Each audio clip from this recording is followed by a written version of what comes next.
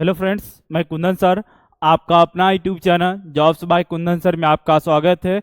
आज विड्थ यानी सर्कल का ये तीसरा क्लास है और इस तीसरे क्लास में विड्थ संबंधित जितना भी सीजीएल में क्वेश्चन पूछा गया वो सारे के सारे क्वेश्चन लाए। इससे पहले दो क्लास में, जिसमें पहला क्लास में आपको थ्योरी बताया गया था, सेकेंड क्लास में एसएससी सीपीओ 2023 में अक्टूबर में जो भी एग्जाम हुआ था उसका था और कुछ सीजीएल भी क्वेश्चन था। और इस क्लास में सीजीएल क्वेश्चन जो भी विड्थ संबंधित आया है वो सारे क्वेश्चन देखेंगे, हर टाइप का क्वेश्चन देखेंगे। चलिए क्वेश्चन स्टार्ट करते हैं। क्वेश्चन देखिए क्या है। पहला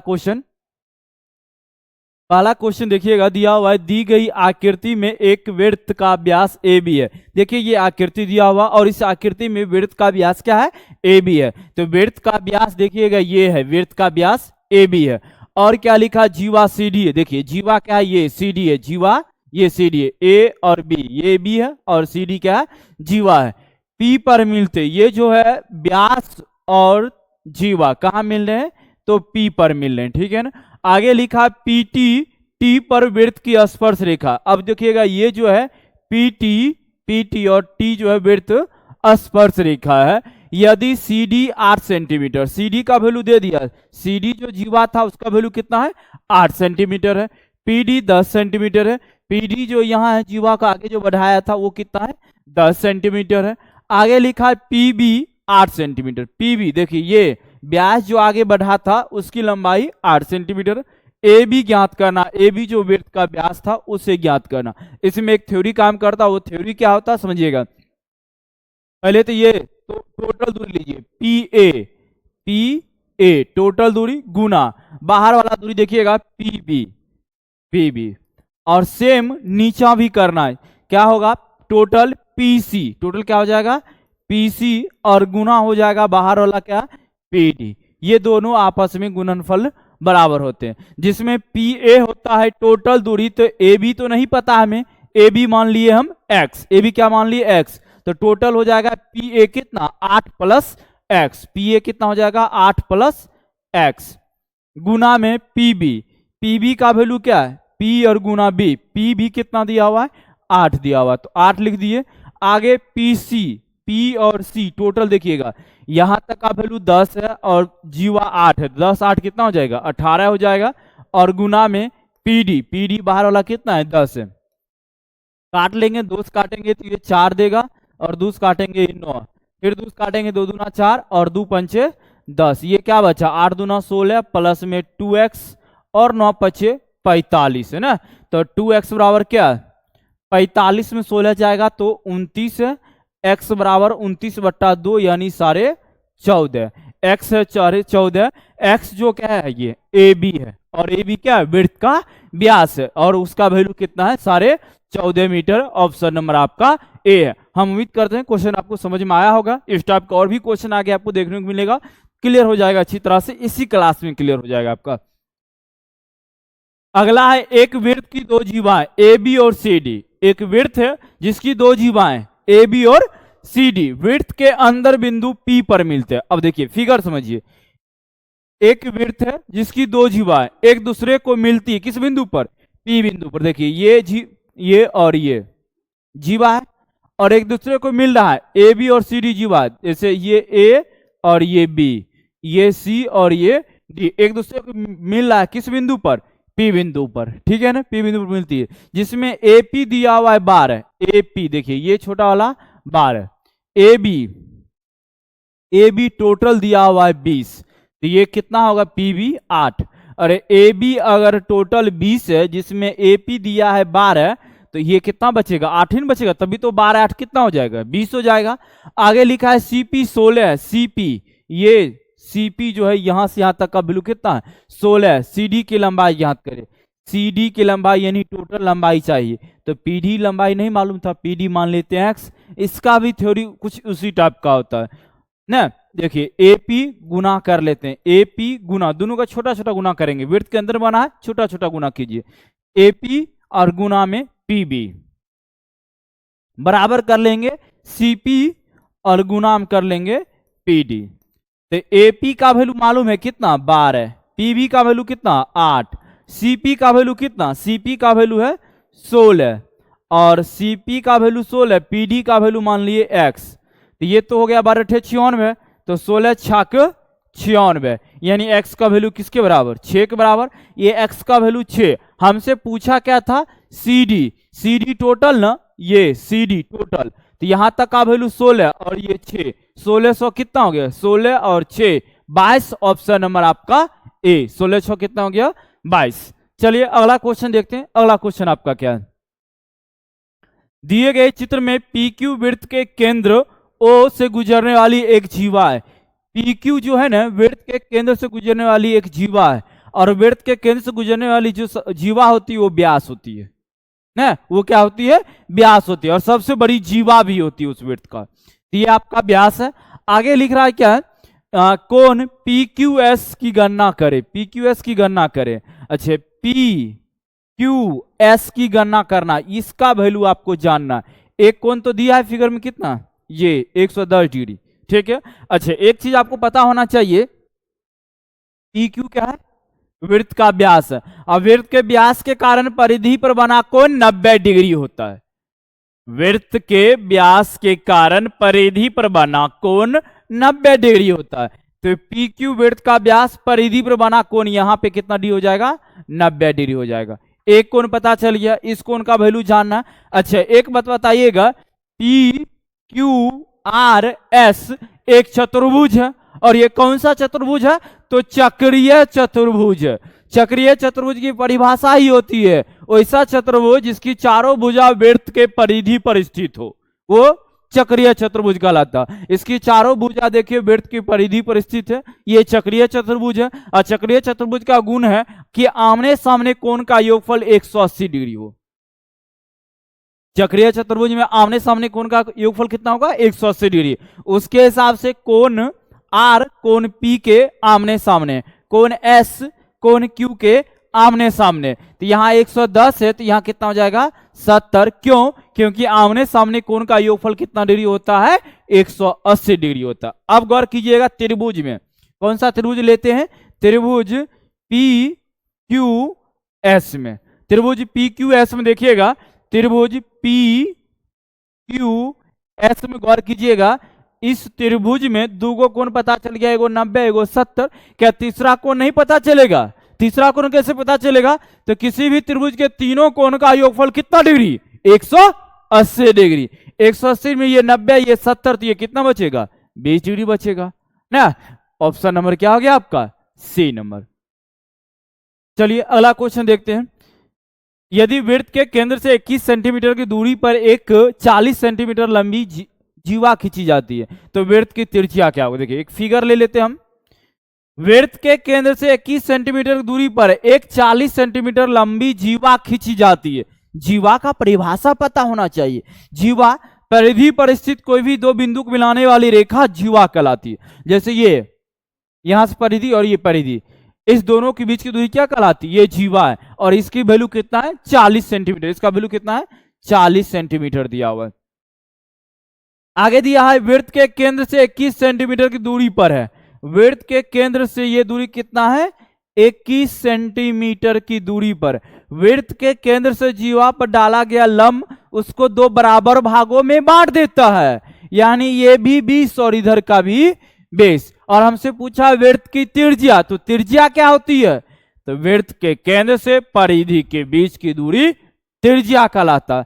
तो वृत्त का केंद्र परिधि, इस दोनों के बीच की दूरी क्या कहलाता है, त्रिज्या कहलाता है। त्रिज्या यहाँ किसके रूप में काम करना है, कर्ण के रूप में काम कर रहा है। तो कर्ण निकालने के लिए क्या जानते हैं, 20 से 21 में, तो 20 का स्क्वायर 400, 21 का स्क्वायर 441, 441 400 जोड़ेंगे 841, और 841 का वर्गमूल कितना, 29, यानी आपका वृत्त की त्रिज्या कितना हो गया, 29 हो गया। और ऑप्शन नंबर आपका ए है।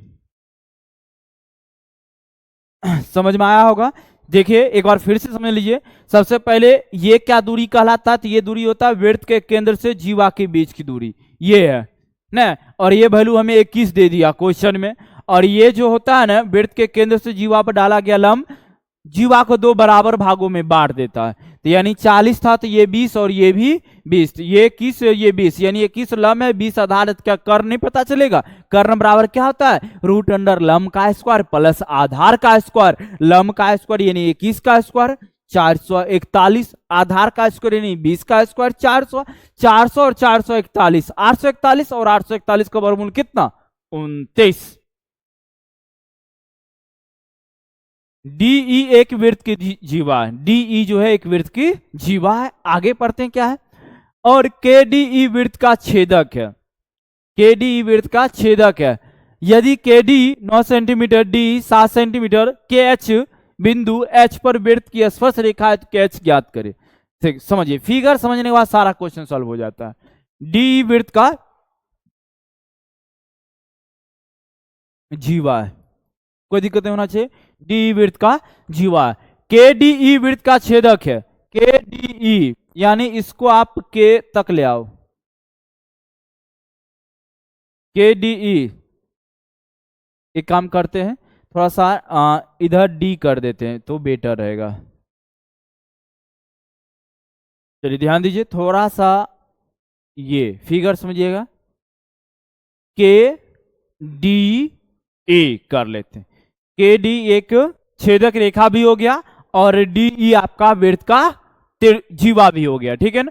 डी क्या है? वृत्त का जीवा। डी वृत्त का जीवा और के डी एक वृत्त का छेदक है। यदि के डी 9 सेंटीमीटर, के डी जो है ये 9 सेंटीमीटर है, डी 7 सेंटीमीटर, डी कितना है? 7 सेंटीमीटर है। के एच बिंदु एच पर वृत्त की स्पर्श रेखा, एच बिंदु पर जो है ना वृत्त की स्पर्श रेखा है, इसका नाम दे दिया क्या? एच दे दिया ना। ये स्पर्श रेखा है के एच ना। स्पर्श रेखा है तो के एच ज्ञात करिए, यानी स्पर्श रेखा की लंबाई पूछ रहा है। तो स्पर्श रेखा की लंबाई यानी के एच का जो स्क्वायर होता है वो के ई गुना टोटल के ई गुना बाहर वाला के डी गुना के डी, तो के एच, तो के एच का स्क्वायर रहने देते हैं, के एच का स्क्वायर रख लेते हैं। ठीक है ना। के ई, के से लेकर ई तक आइए, यानी 9 + 7, के ई कितना हो जाएगा? 9 7 16 और गुना के डी का वैल्यू कितना? 9, 16 नमा 144, यानी के एच बराबर √144। 144 का वैल्यू कितना? 12। आपका आंसर हो गया 12। ऑप्शन नंबर है आपका ए नंबर। उम्मीद करते हैं आपको क्लास अच्छा लग रहा हो। चलिए देखते हैं अगला क्वेश्चन मेरा क्या है। 22 सेंटीमीटर 16 सेंटीमीटर त्रिज्याओं वाले दो वृत्त बाह्य रूप से परस्पर स्पर्श करते। एक 22 सेंटीमीटर और एक 16 सेंटीमीटर त्रिज्या, और दोनों एक दूसरे को बाह्य स्पर्श कर रही है। देखिए एक ये 22 सेंटीमीटर वाला वृत्त है और एक 16 सेंटीमीटर वाला वृत्त है, एक दूसरे को बाह्य स्पर्श कर रही है। ठीक है ना। आगे क्या लिखा?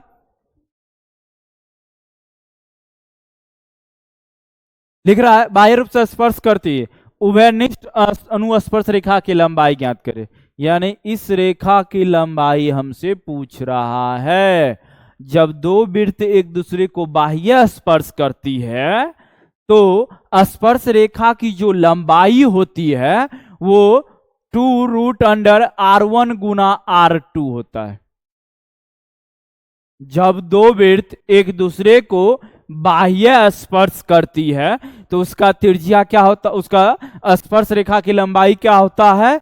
तो 2 गुना √R1 गुना R2। तो 2 और R1 का वैल्यू है 22 और R2 का वैल्यू है 16। तो 16 का वर्गमूल बाहर क्या निकल जाएगा? 16 का वर्गमूल बाहर निकल जाएगा 4 ना।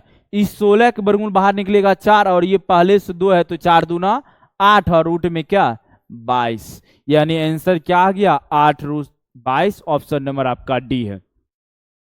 जब दो वृत्त एक दूसरे को बाह्य स्पर्श करती है तो अनुस्पर्श रेखा की लंबाई या सीधी स्पर्श रेखा की जो लंबाई होती है वो 2 × √R1 गुना R2 के बराबर होती है ना। 2 गुना √अंडर कर लेंगे R1 गुना R2। तो R1 का वैल्यू देखिए 22 है और R2 का वैल्यू 16, और 16 का वर्गमूल कितना होता है? 4। बाहर 4 करेंगे तो 4 दूना 8, 8√22 हो गया।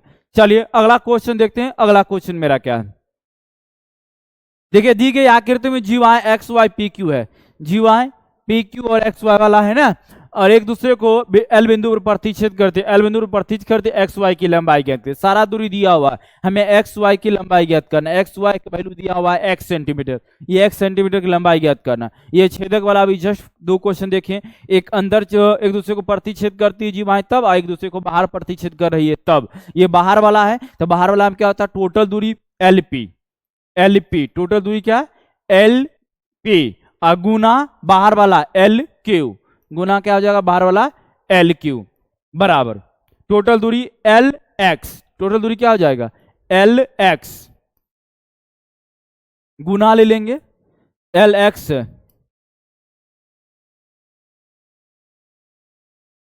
एल एक्स, एल एक्स और गुना ले लेते हैं क्या बाहर L Y, L Y.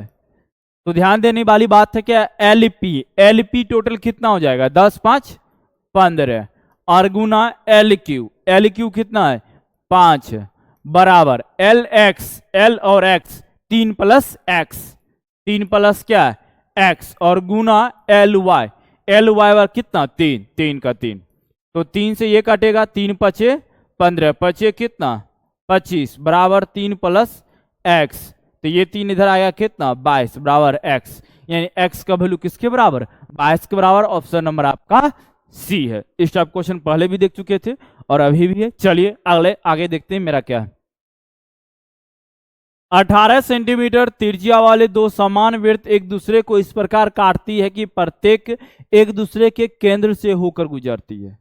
18 centimetre लंबाई वाला दो त्रिज्या, वो भी दोनों त्रिज्या 18 सेंटीमीटर त्रिज्या वाले दो समान वृत्त है, यानी दोनों समान वृत्त है 18 सेंटीमीटर त्रिज्या वाला, और क्या लिखा है एक दूसरे को इस प्रकार काटता है कि एक दूसरे के केंद्र से होकर गुजरती है।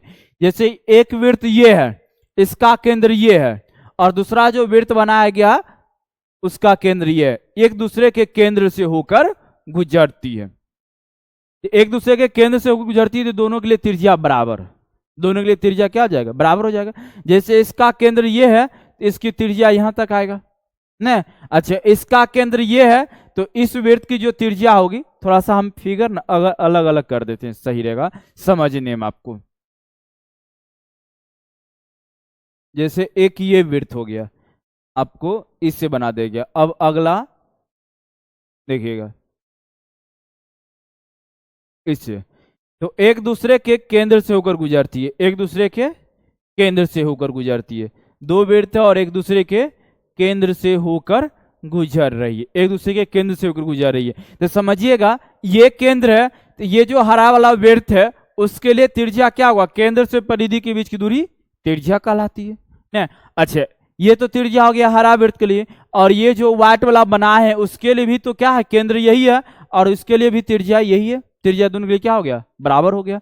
अब देखिएगा क्या लिखा है, और 18 सेंटीमीटर त्रिज्या वाले दो समान वृत्त है, 18 सेंटीमीटर वाला। अच्छा, त्रिज्या के लिए ये भी तो त्रिज्या है, क्या है ये भी त्रिज्या है। अच्छा, ये भी तो त्रिज्या ही है, ये भी क्या है त्रिज्या, और दोनों की लंबाई क्या है 18 है, 18 है, 18 है। आगे क्या लिखा है, उभयनिष्ठ जीवा की लंबाई कितनी है, तो जीवा की लंबाई क्या होगा, वो भी उभयनिष्ठ यानी दोनों में होना चाहिए। दोनों में जीवा कौन हो सकता है, यही नहीं होगा, दोनों वृत्त के लिए जीवा हो गया। अच्छा, जीवा दो बराबर भागों मार देता है, दो बराबर भागों मारेगा, ये क्या था त्रिज्या था दोनों वृत्त के लिए कॉमन, तो यानी 18 है तो कितना कितना बटेगा 9 9 बटेगा, 9 9 बटेगा। अच्छा, ये कर्ण है 18, आधार है 9, क्या लंब निकाल सकते हैं, निकाल सकते हैं। 18 का वर्ग हो जाता है 324, और 9 का वर्ग हो जाता है 81, 4 में से 1 गया 3 है, 12 में से 8 गया 4 है, और ये 243 है।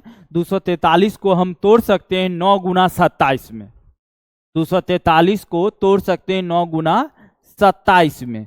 देखिएगा 9 7 63 का 3 बच गया 6, 9 दूना 18, 6 24, और 9 का वर्गमूल क्या बाहर में 3, 3 रूट में 27, ये 3 रूट 27 कहाँ तक का वैल्यू आया, यहाँ तक का वैल्यू आया। और हमें जीवा की लंबाई इसका क्या हो जाता है डबल हो जाता है, यानी डबल इसका ये डबल, यानी 3 दूना 6 रूट क्या हो जाएगा 27 आंसर हो जाएगा, 6 रूट 27, 6 रूट 27 ऑप्शन नंबर है आपका ए नंबर। हम उम्मीद करते हैं ये फिगर आप अच्छी तरह समझ गए होंगे। चलिए अगला क्वेश्चन देखते हैं।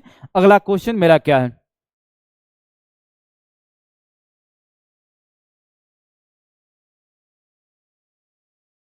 अगला क्वेश्चन है, निम्नलिखित आकृतियों में दो वृत्त थे जो परस्पर बाह्य रूप से स्पर्श करते हैं।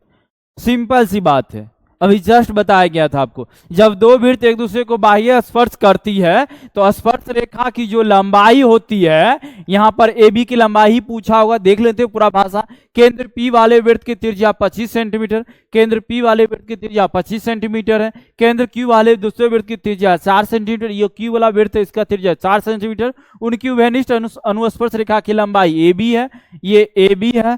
तो आकृति को केवल निरूपण हेतु दर्शाया गया है, उसके सटीक माप को लेकर बनाया नहीं गया है। तो क्या पूछा गया आपसे, उनकी उभयनिष्ठ अनुस्पर्श रेखा की लंबाई ज्ञात करें, यानी AB की लंबाई ज्ञात करना। तो AB बराबर क्या याद रख सकते हैं, जब दो वृत्त एक दूसरे को बाह्य स्पर्श करती है तो उसका जो अनुस्पर्श रेखा की लंबाई होती है, या उभयनिष्ठ अनुस्पर्श रेखा की जो लंबाई होता है, वो 2 गुना रूट अंडर R1 गुना R2 के बराबर होता है। तो 2 का 2 R1 गुना R2 बताइए। R1 वैल्यू 25 है और R2 का वैल्यू 4 है। 25 चौक 100, 100 का वर्गमूल कितना 10, तो क्या लिखेंगे 2 रूट, अरे तो 2 और इसका वैल्यू तो है 100, 100 का वर्गमूल 10, तो यानी 10 और 10 दूना कितना 20, और ऑप्शन नंबर है आपका सी। चलिए अगला क्वेश्चन देखते हैं। अगला क्वेश्चन मेरा क्या है, नीचे दिए गए सूत्र का प्रयोग निम्नलिखित में किसकी गणना के लिए की जाती है। चाप द्वारा केंद्र पर अंतरित कोण गुना पाई गुना व्यास, यानी थीटा बटे 360 व्यास न थीटा, और पाई दिया हुआ है तो पाई का पाई, व्यास का वैल्यू होता है 2r अब पाई, यानी ये किसके बराबर होता है पता होना चाहिए। थीटा बटे 360 गुना 2 पाई आर, 2 पाई आर किसके बराबर होता है, चाप की लंबाई के बराबर होता है। थीटा बटे 360 गुना 2 पाई आर चाप की लंबाई के बराबर होता है। ऑप्शन नंबर आपका डी है।